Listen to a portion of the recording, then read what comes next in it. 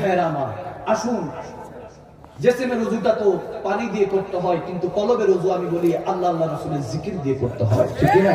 দুরূদে পাকের নাজরা আকীদা পেশ করব, জিকরুল্লাহর মধ্যে ডুব দিব, সবাই কলবে কলব মিলিয়ে জুবানে জুবান মিলিয়ে ডাকা যাবে ইনশাআল্লাহ।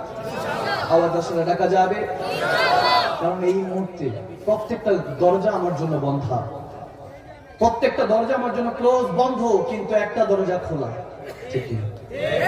গভীর রাতে এখন যাবো, ঘুমিয়ে পড়বো, আগামীকালকে সূর্য দেখবো কিনা জানি না। অনেকে বলেছে আমার কাছে যে হুজুর আগামীকালকে থেকে পরিবর্তন হয়ে যাবে, কিন্তু তারা আর সূর্য দেখার সুযোগ হয় নাই।